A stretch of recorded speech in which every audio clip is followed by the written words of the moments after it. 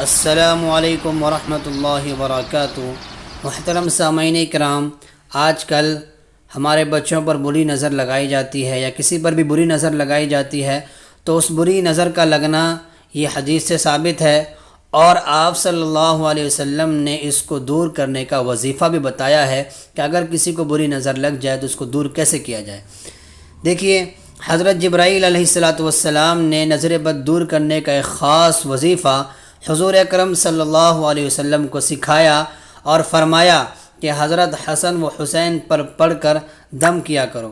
ابن عساکر میں ہے کہ جبرائیل علیہ السلام کے پاس تشریف لائے، جبرائیل علیہ السلام حضور صلی اللہ علیہ وسلم کے پاس تشریف لائے۔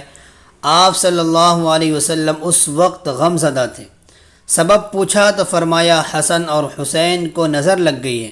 فرمایا کہ یہ بات سچائی کے قابل ہے، نظر واقعی لگتی ہے، آپ نے یہ کلمات پڑھ کر انہیں پناہ میں کیوں نہ دے دیا؟ حضور صلی اللہ علیہ وسلم نے پوچھا وہ کلمات کیا ہیں؟ فرمایا یوں کہو، اللہم ذا السلطان العظیم، اللہم ذا السلطان العظیم والمن القدیم ذا الوجہ الکریم ولی الکلمات التامات والدعوات المستجابات عاف الحسن والحسین من انفس الجن واعین الانس۔ اب اس جگہ دعا میں عاف الحسن جو ہے، یہاں پر آپ اپنے بچے کا نام لیں۔ حضور صلی اللہ علیہ وسلم نے یہ دعا پڑھی، وہیں دونوں بچے اٹھ کھڑے ہوئے اور آپ صلی اللہ علیہ وسلم کے سامنے کھیلنے کودنے لگے۔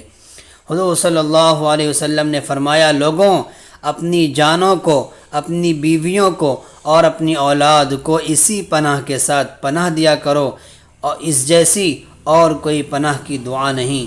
اس واقعے کو اور اس حدیث کو تفسیر ابن کثیر میں لکھا گیا ہے، جلد نمبر 5 میں۔ تو آپ بھی اپنے بچوں میں اگر نظر لگ جائے بری نظر تو آپ اس دعا کو پڑھ کر اس کی بری نظر کو دور کر سکتے ہیں۔ فقط والسلام۔ برائے مہربانی میرے اس چینل کو سبسکرائب کریں اور ایسی ہی بہترین نالجبل اور بہترین حدیث کو حاصل کرنے کے لیے ہم سے جڑے رہیں۔ السلام علیکم۔